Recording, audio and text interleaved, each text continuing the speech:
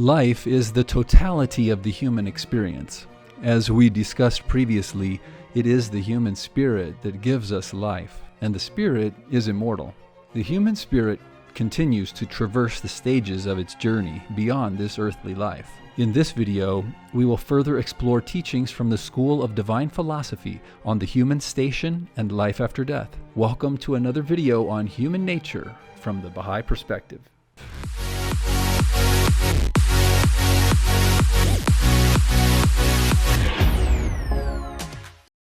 When we examine all things with the eye of discernment, we observe that they are generally confined to three categories: mineral, vegetable, and animal. Thus, there are three classes of beings, and each class has its associated species.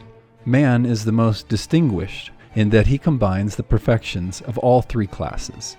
That is, he possesses a material body, the power of growth, and the power of sensation. Beyond the mineral, vegetable, and animal perfections, however, he also possesses a special perfection, of which other created things are bereft, namely, the perfections of the mind. Thus, man is the noblest of all existing things. Man is in the ultimate degree of materiality and the beginning of spirituality. That is, he is at the end of imperfection and the beginning of perfection. He is at the furthermost degree of darkness and the beginning of the light. That is why the station of man is said to be the end of night and the beginning of day, meaning that he encompasses all the degrees of imperfection and that he potentially possesses all the degrees of perfection. He has both an animal side and an angelic side, and the role of the educator is to so train human souls that the angelic side may overcome the animal. Thus should the divine powers, which are identical with perfection, overcome in man the satanic powers, which are absolute imperfection, he becomes the noblest of all creatures. But should the converse take place, he becomes the vilest of all beings. That is why he is the end of imperfection and the beginning of perfection. In no other species in the world of existence can such difference, distinction, contrast, and contradiction be seen as in man. For instance, it is upon man that the effulgent light of the divinity has been shed, as it was with Christ. See how glorious and noble man is. At the same time, he worships stones, trees, and lumps of clay. See how wretched he is, that the object of his worship should be the basest degrees of existence. That is, lifeless stones and clods of earth, mountains, woods, and trees. What greater wretchedness can there be for man than to worship the lowliest of all things? Moreover, knowledge is a human attribute, but so is ignorance. Truthfulness is a human attribute, but so is falsehood, and the same holds true of trustworthiness and treachery, justice and tyranny, and so forth. In brief, every perfection and virtue, as well as every vice, is an attribute of man. Consider likewise the differences that exist among the members of the human race. Christ was in the form of a man, and so was Caiaphas. Moses was a man, and so was Pharaoh.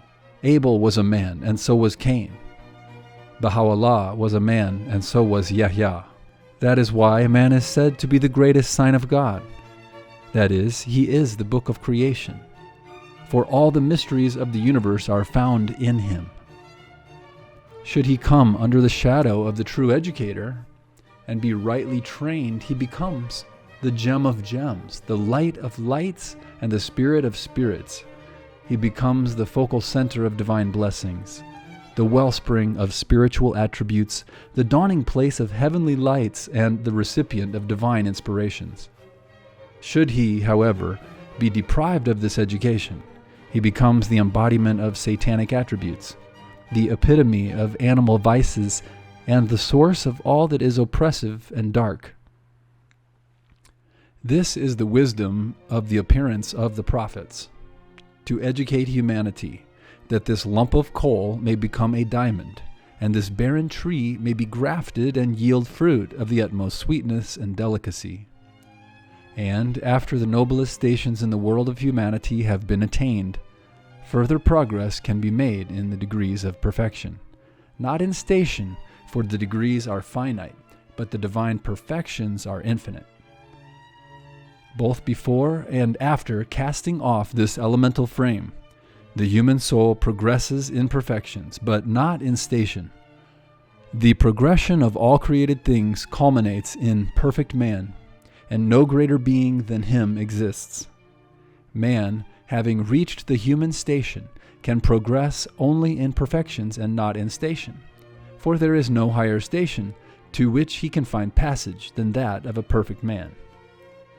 He can progress solely within the human station, as human perfections are infinite. Thus, however learned a man may be, it is always possible to imagine one even more learned. And as the perfections of man are infinite, he can also advance in these perfections after his ascension from this world.